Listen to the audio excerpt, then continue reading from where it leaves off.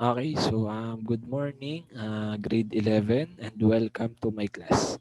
Okay, so again, what is my subject? So my subject again sa inyo is Contemporary Philippine Art from the regions. So, or yung tinatawag nating SIPAR. So, una sa lahat, ano ba yung i-discuss natin sa ating subject na SIPAR? So, from the name of the subject, Contemporary Philippine Art, from the regions, meaning to say, yung di-discuss natin dito yung iba't ibang arts sa iba't ibang rehiyon sa saan? So, iba't ibang region sa Pilipinas. So, dito is matututunan nyo is more on arts. Siyempre, about art, yung ating subject. Okay, so again, welcome to my class and good morning. Okay, so um, remind ko lang sa inyo, so this is just a pre-recorded video lesson. So pero don't worry kasi nasa klase niyo pa din ako. So kapag may question kayo, may entertain ko pa din siya. Pupost ko na lang yung video and then mag-PM lang kayo kay sir kung meron kayong question para masagot agad yun ni Sir Jeff. Okay, so let's begin with our discussion. So, our lesson 1.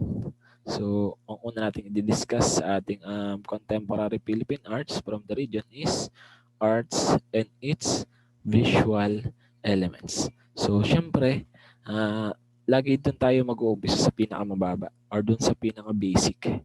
Okay, so, again, arts and its visual elements, lesson 1. So, what are those? So, dito is tawag doon, marirealize nyo, yun pala yun. Doon pala nag-uumpisa ang art. So, number one, ang number one isang visual elements of art is line. Okay, so ano ba ang line? So, line refers to a prolongation of a point or a mark on a surface. Solid lines can be used in order to define form, while broken lines are typically used to suggest hidden forms. Okay, so paano daw ba nabubuo ang lines? So ang line is nabubuo, so siya is nag-uumpisa muna sa point. So kapag yung point, pinagsama-sama natin siya, makakabuo tayo ng linya or ng line. So as you can see on my example, so ayan. So yung picture is composed of many lines. Okay, so next visual elements is shape and mass. So, syempre, hindi naman puro linya lang yung ating arts. So, merong arts na puro linya lang talaga. Oo, yung mga abstract painting. So, pwedeng gumamit tayo ng multiple lines para makapag-convert tayo ng ating ng meaning do sa ating ginawang arts. So, pangalawa is shape and mass. So, kung merong line, merong shape and mass. So, what is shape and mass? So, this element refers to an area with boundaries, identified or drawing lines. So, a shape may be natural or living forms called an organic shape and can be irregular or rounded. So, pangalawang visual elements natin is ng arts is yung shape and mass. So, again, number one line, pangalawa shape and mass. So, what is shape and mass? So, ito is isang element ng art kung saan ginagamit natin siya. So, ano ba yung shape? Square, circle, triangle, rectangle, and so on and so forth. So, yung mga shapes na yun is ginagamit din natin siya sa paggawa ng isang art. Okay, so hindi lang sa painting, hindi lang sa drawing, hindi lang sa sculpture. Okay, so sa different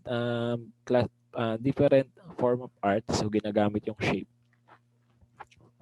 So it may also be measured forms called geometric shape. In contrast to shape, which is two-dimensional, mass refers to solid portion of a three-dimensional object. Okay, so that is shape and mass. Okay, next number 3 is color. So, syempre yung ating art, so hindi naman pwedeng walang kulay, di ba? So, noong unang panahon, alam ko naman wala nang nakaabot sa inyo no, ng mga TV na black and white.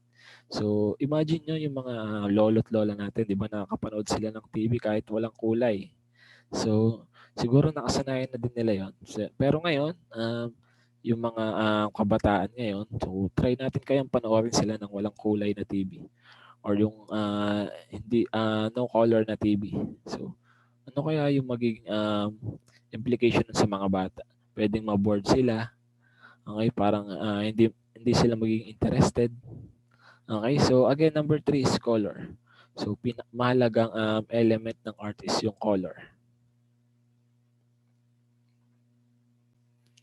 So color refers to visual perceptions that allows a person to differentiate objects due to the way various wavelengths of light are reflected. So meaning to say, halimbawa yung isang art, so multiple colors siya, so madami siyang kulay. So doon nabivisualize natin yung pagkakaiba-iba ng objects. Tama. So halimbawa, merong object doon sa isang painting na merong fruits, meron ding lamesa.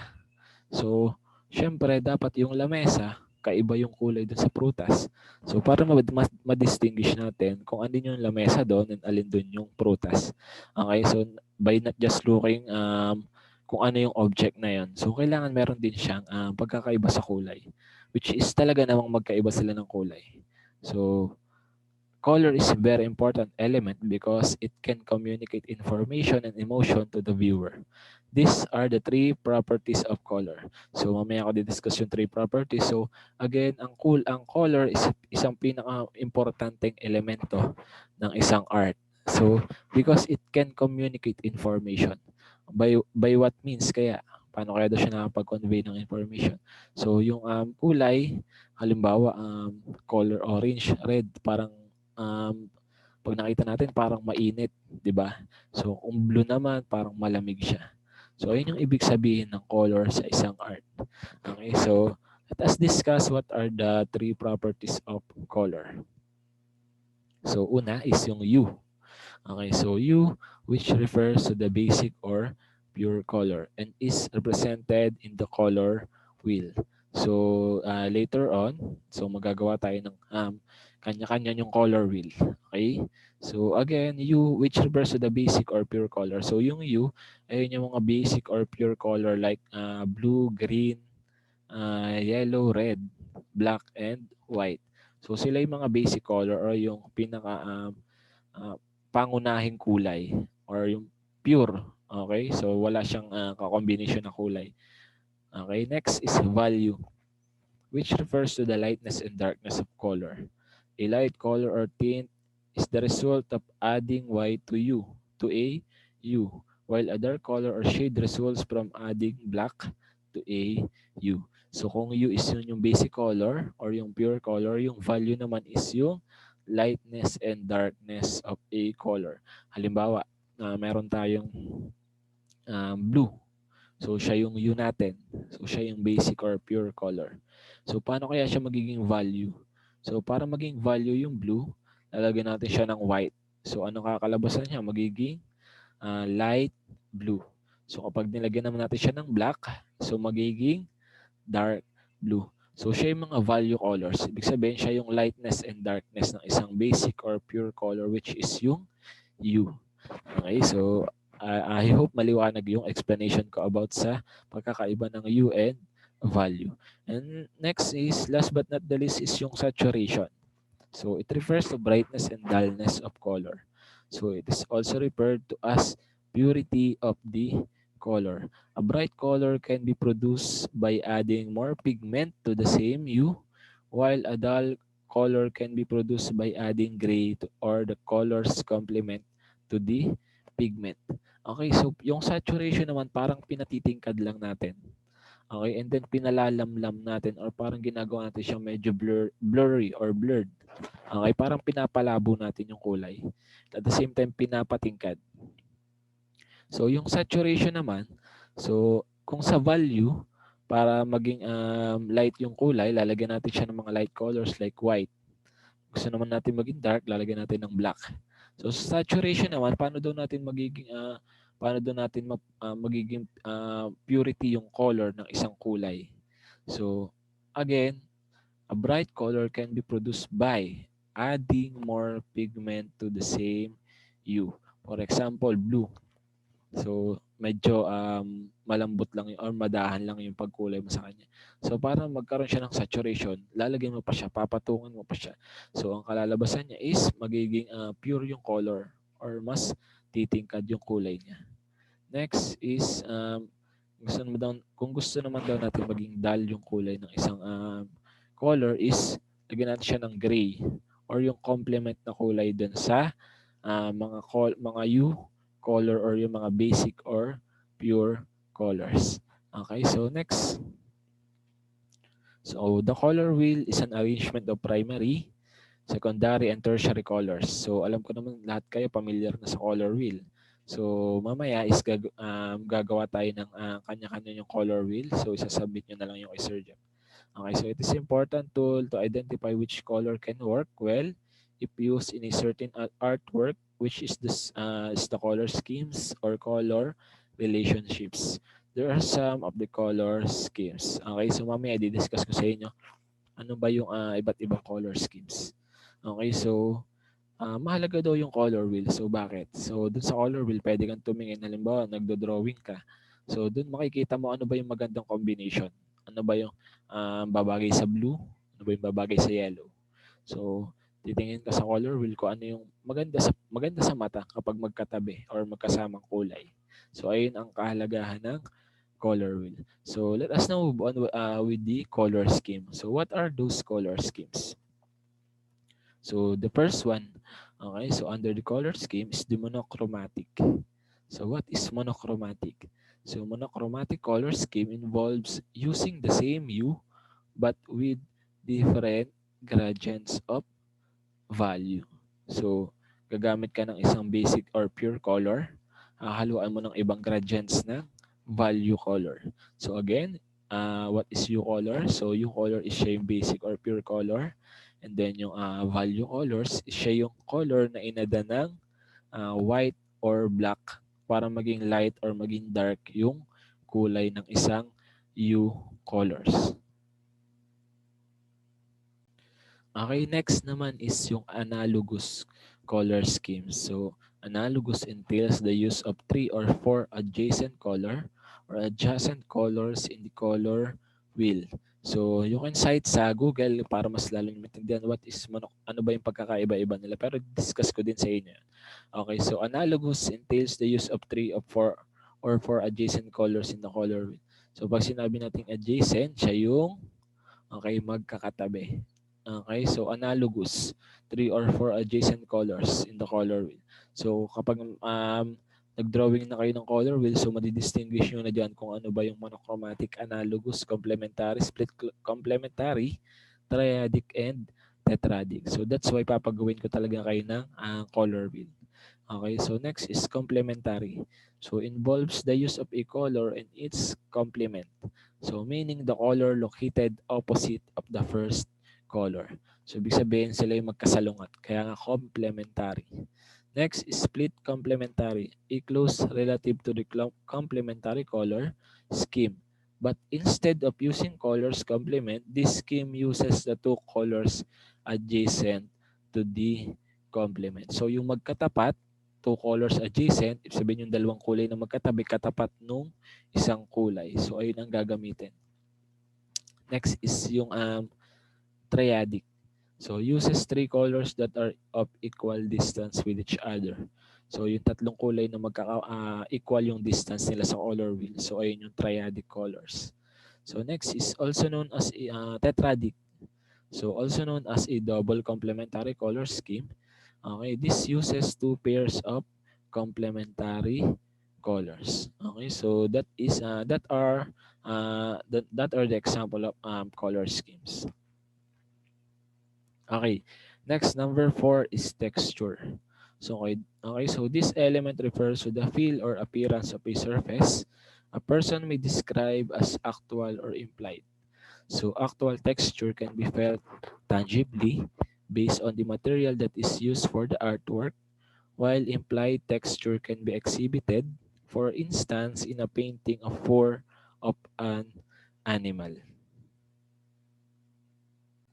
So, okay, so texture, siya yung pang-apat na visual elements of arts. So, texture is ginagamit siya sa, halimbawa, nag-paint ka. So, halimbawa, dinrawing mo is isang ship. So, syempre yung texture or yung texture ng kulay na ipapatong mo sa kanya is yung medyo soft. Kasi yung ship, syempre mabalahibo siya. So, i-represent mo yung ship as sa painting mo as soft. Okay? So that is texture. So parang pag nakita siya ng audience mo, mabivisualize niya na agad ano ba yung texture nung dinrawing mo or nung art mo. Okay? So next is value. So value, these elements refers to lightness or darkness of an area. Kaya nung sinabi ko sa kanya, siya is under ng three types of color siya. Okay, so these elements refers to lightness or darkness of an area. This is evident in creating shadows for a two-dimensional objects to give an illusion of depth. Okay, so uh, kung nakakita na kayo ng mga 3D painting, 3D objects, yung mga 3D na dinadrawing, so ayun yung value. So kaya nagiging 3D siya is yung artist or yung gumagawa ng artist talagang bihasa siya sa mga shadowing, paglalagay ng shadows para yung likha niya is um, magmukhang tunay or kapani-paniwala. Okay, nagmumukhang buhay siya. Okay, so ayun yung tinatawag nating value. Ayun, naglalagay tayo ng shadows to sa ating artworks para magkaroon tayo ng two-dimensional or three-dimensional illusion of depth. Okay? Next, space. Okay, so hindi yung kalawakan na. So space. So what is space in art? So space refers to the area that is occupied by an object or a subject, as well as the area surrounding that object or subject. An illusion of space can still be created in a two-dimensional surface using perspective. Okay, so yung space, syempre, kapag gumagawa tayo, mas maganda pa rin yung maaliwalas yung gawa natin or meron tayong proper spacing.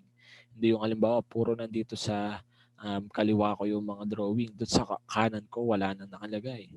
So, kailangan equal tayo or pantay yung space na binibigay natin kung meron tayong nais i-center centerpiece dun sa ating artwork. So, kailangan, halimbawa, nandito siya sa gitna. So, pwede maglagay tayo sa kanan at sa kaliwa ng small details sa ating artwork. Okay, so kailangan i-consider pa din natin yung space. So, there are two types of perspective, gaya na nabanggit sa kanina do sa space. So, the first one is the atmospheric perspective, which utilize the properties of light and air in depicting the illusion of distance. So, dun sa ating, kita nyo naman dun sa example, he or she uses properties of light and air para ma-depict niya yung illusion or ma-show niya yung gusto niyang ipakita or mag-depict siya ng illusion of distance or ng layo sa isang arts. Okay? Next is linear perspective.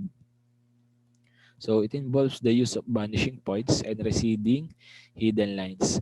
Okay, so gumamit siya ng mga lines, kaya nga linear, from the word linear, so comes from the word line. So gumamit siya ng mga lines para ma-present niya, okay, receding hidden lines, para ma-present niya yung kanyang artwork. Okay, so kita niyo naman doon sa example, nagpapakita din siya ng distance, the same as this atmospheric perspective. Next is time and motion. So, what is time in motion? So, movement in the visual arts can either be an illusion or an actual motion. An illusion of movement is more common in two-dimensional artworks. Okay, so mas common siya dun sa mga two-dimensional artworks. Okay, why? Kasi again, gaya ng sinabi ko kanina, yung mga two-dimensional and three-dimensional artworks, so nagpo-focus sila dun sa mga bagay na mukhang totoo or mukhang gumagalaw talaga. So on the other hand, actual motion is easily seen in kinetic sculpture that moves with the wind or is vibrating with the surrounding air. So kapag nandun na tayo sa ating discussion about sculpture, so may papakita ko dun sa inyong kinetic sculpture. So best example siya ng time and motion. Okay, so visual elements using time and motion. So yung art na ginamitan ng time and motion, yung mga artwork na mukhang gumagalaw. So yung mga optical illusions, so yung pag tinignan mo siya, mukha siyang gumagalaw. So, okay, kinonsider niya dun yung elements of art, which is yung time and motion. Okay, so malapit na tayo matapos. So, ayun lang yung, okay, 7. Tama ba ako? 7? 7 visual elements of arts. So, the first one again, recall lang natin, line, shape and mass, color, value, texture, space, time, and motion. Okay, so there are 7 visual elements of arts. So, uh, so remember these key points ha. Okay, so color wheel is an important tool to identify which colors can work well if used in a certain artwork. Okay, gaya ng sinasabi ko kanina, ang color wheel is mahalaga. Okay, para ma-identify natin kung ano ba yung mga kulay na maganda natin gamitin or mas okay natin gamitin sa ating artwork.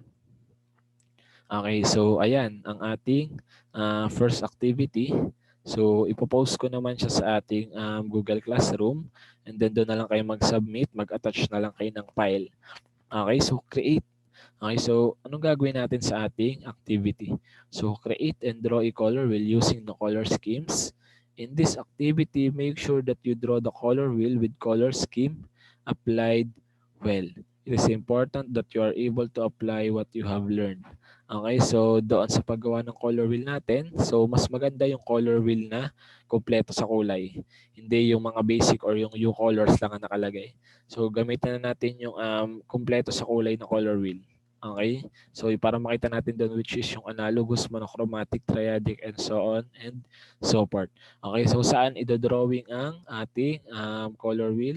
So sa short bond paper na lang, and then picturean, and then isend or attach doon sa gagawin kong file, okay, sa ating mga classworks. Okay, so magpo-post ako mamaya. So ang deadline niya is until by next meeting 12 until 12 noon, para mabigyan natin yung chance na yung ibang modular na para maparating natin sa kanila na meron tayong activity sa ating Google Classroom. Okay, so again, ating first activity is yung color wheel. Okay, ay sorry, second activity is color wheel natin. Okay, so again, i-drawing sa short bond paper, picturean, and then i-attach dun sa seat work or sa classwork na gagawin ni sir sa ating Google Classroom. So, attach nyo lang din yung file nyo, yung photo. And then, isa-isend ko na lang siyang checkan. Okay, so the perfect score is 10 points. Okay, para sa ating color wheel. Okay, so, ayun, that's all for today. And then, kung may question, hindi ko muna i-end itong video na to. So, kung may question kayo, so, chat lang kayo sa ating chat. Okay? Chat lang kayo dun sa ating chat box para ma-raise ko kung meron kayong katanungan. Okay? So, that's all for today, and thank you, grade 11. You can attend your next class.